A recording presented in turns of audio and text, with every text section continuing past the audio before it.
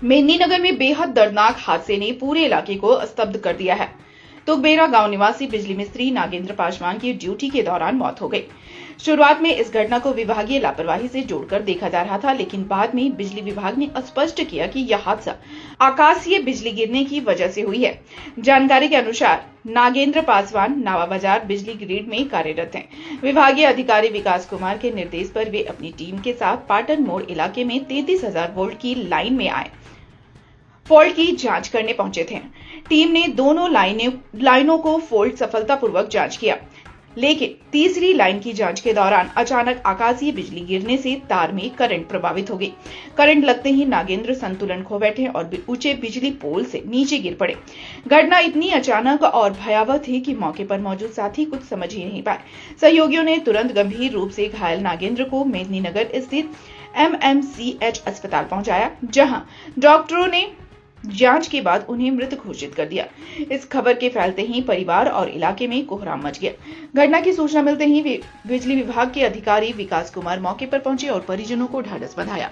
उन्होंने बताया कि कंपनी की ओर से मृतक के परिवार को 5 लाख रुपए मुआवजा दिया जाएगा, जबकि PF फंड से 5 लाख की अतिरिक्त सहायता भी मिलेगी।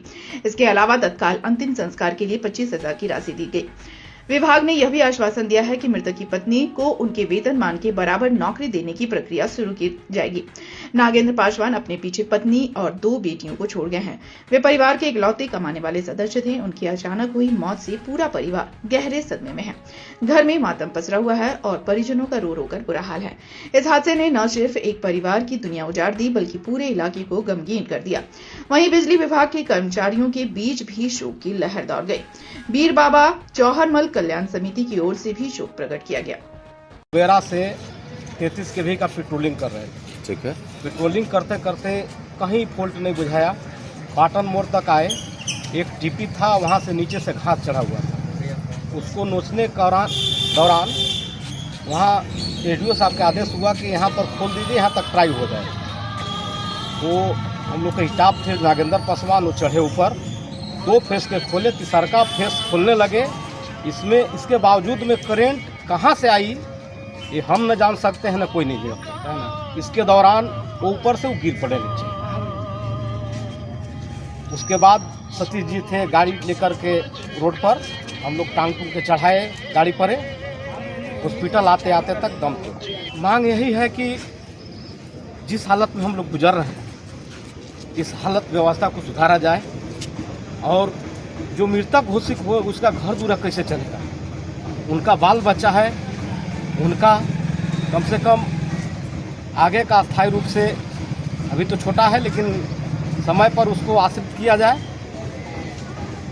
इसके अलावे उनको कम से कम 10 लाख रुपया कम से कम चाहिए। 2 बेटी है, 1 बेटा है, कैसे घर चलेगा। समझदार खुद भी है, समझदार विभाग भी है। वो जो है से सरकार से जो है से मिलना चाहिए, है ना, विभाग से मिलना चाहिए।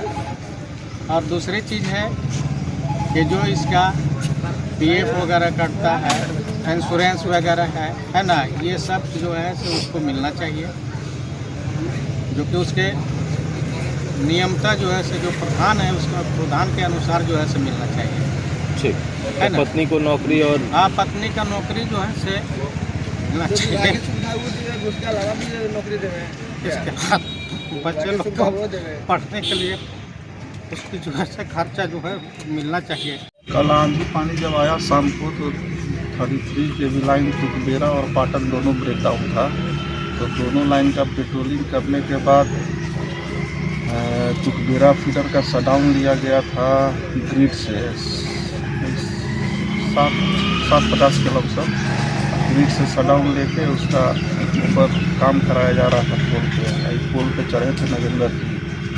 चूँकि ग्रिड से लाइन बंद था, फिर भी ये अपना सुरक्षा का जो भी था पहने हुए थे, दस्ताना जो पहनना चाहिए था इनका, लेकिन लाइटिंग के चलते लगता है कि पोल से गिर गए, उसी में इनका सब कुछ हो गया।